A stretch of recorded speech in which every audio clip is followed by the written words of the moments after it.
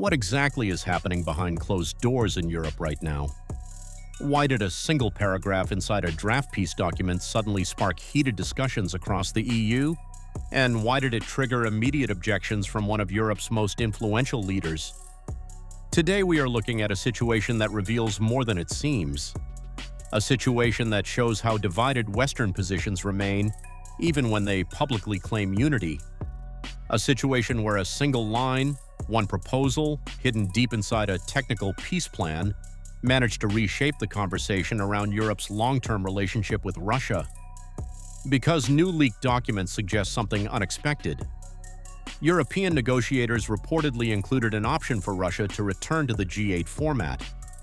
At the very same time, the German leadership insists that most G7 members are not ready for such cooperation. So what does this contradiction mean? Why would one part of Europe consider restoring a major diplomatic platform, while another publicly rejects the idea? And how could this affect the wider debate around a future peace agreement?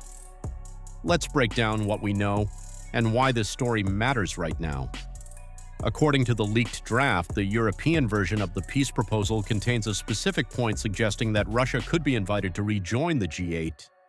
This would mean restoring the format Russia left more than a decade ago, when the group reverted to the G7. In the European document, the idea is presented as a long-term possibility, not an immediate action.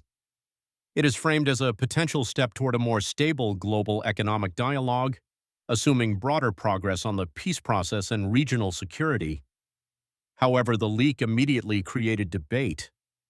The paragraph in question reportedly states, Russia may be invited back to the G8. The decision would depend on progress within the peace framework, and it would require consensus among all members. The intention, according to diplomats familiar with the discussions, is to signal that Europe is open to future cooperation if conditions improve.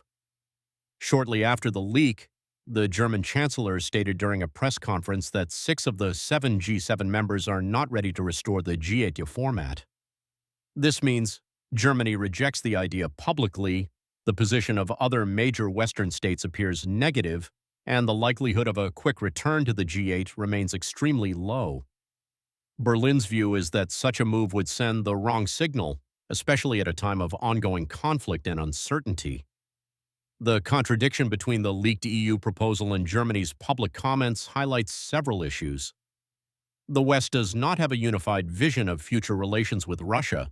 Europe and the US are drafting separate peace frameworks, sometimes with conflicting elements. Leak-driven diplomacy is shaping public opinion long before official documents are finalized. This also shows how sensitive the peace process is. Even hypothetical steps can trigger strong political reactions. If such an idea appears in an early draft, it reflects at least one part of the EU's long-term thinking, that future stability in Europe may require renewed economic dialogue, and that broader multilateral formats could eventually return. However, others believe reopening G8 discussions too early could undermine unity among Western partners. At this stage, no final decision has been made, and both the EU and the G7 emphasize that any future steps will depend on political conditions and the evolution of the peace process.